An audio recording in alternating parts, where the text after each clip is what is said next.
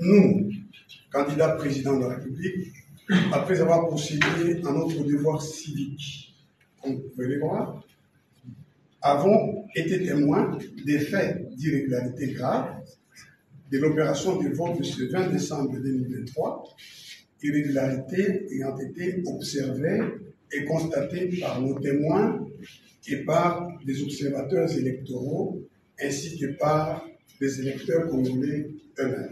En effet, un nombre significatif de bureaux n'ont pas été ouverts car n'ayant pas reçu leurs kits électoraux.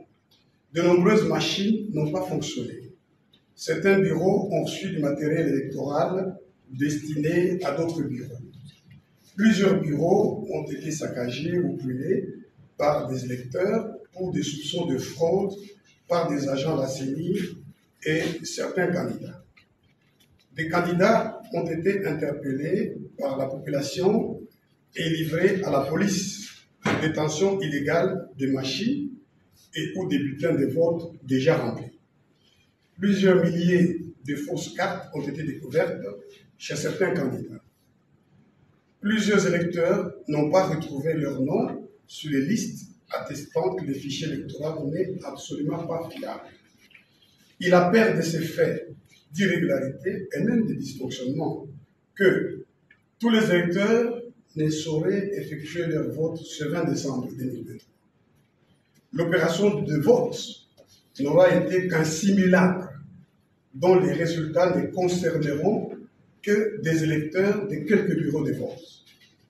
En conséquence, nous appelons le peuple congolais, la CENI, le gouvernement, la SADC, l'Union africaine et la communauté internationale, 1. À constater qu'au matin du jeudi 21 décembre 2023, les élections générales prévues au 20 décembre 2023 n'auront pas eu lieu, comme le prévoit la Constitution et la loi électorale. 2. À constater qu'il n'existe légalement aucune dérogation possible au jour du scrutin. La dérogation ne concernant que les heures d'ouverture et de fermeture.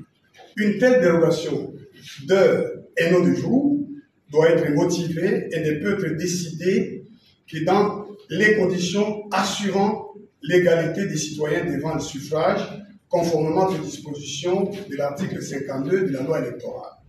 3. À constater l'impossibilité constitutionnelle et légale pour la CENI de déroger au jour fixé pour l'élection générale, c'est-à-dire le 20 décembre 2023, comme l'a relevé la Cour constitutionnelle sous R-Cons 2120 en réponse à notre requête en examen de la régularité du processus électoral en question, par l'usage du concept délais électoraux incompressibles.